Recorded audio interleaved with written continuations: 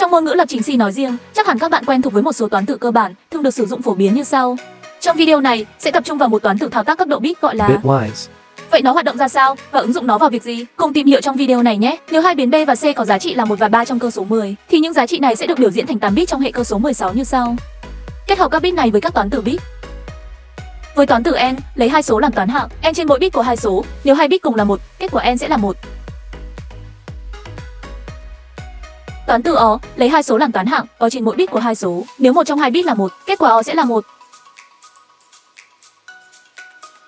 Toán tử so, sử dụng hai toán hạng, so từng bit với nhau, nếu hai bit khác nhau, kết quả so là 1. Toán tử not, lấy một số và đảo ngược tất cả các bit của nó, nhưng cần sử dụng cẩn thận khi kiểu dữ liệu của số đó là có dấu, vì nó có thể cho ra kết quả không như mong muốn. Để hình dung được, bạn thử chạy chương trình này, bạn có biết tại sao ra kết quả khác nhau không? Comment phía dưới video nhé. Cuối cùng là toán tử dịch bit, nhận hai toán hạng, dịch sang trái hoặc phải các bit của toán hạng đầu tiên một khoảng bằng độ lớn của toán hạng thứ hai. Một vài lưu ý khi sử dụng toán tử dịch bit, không sử dụng toán tử dịch trái và dịch phải với các số âm, nếu sử dụng, kết quả của nó sẽ là không xác định. Ngoài ra nếu bạn dịch chuyển một số lớn hơn kích thước của kiểu dữ liệu, hành vi này cũng sẽ là không xác định.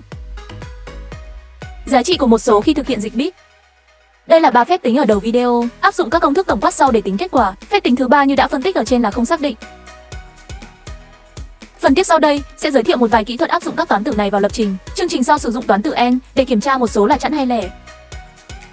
Sử dụng toán tử so để tìm ra số nào xuất hiện một lần trong bảng. Chương trình sau lưu trạng thái bật tắt của 8 led trong một biến, kết hợp với các toán tử để truy xuất trạng thái các led này. Ví dụ này, áp dụng toán tử bit, đóng bản tin có kiểu trinh vào một biến, sau đó giải mã nó. Điều này cũng tiết kiệm bộ nhớ và tăng tốc độ truyền tải dữ liệu. Ngoài ra, bạn có thể tham khảo thêm vài ứng dụng hay này nữa nha.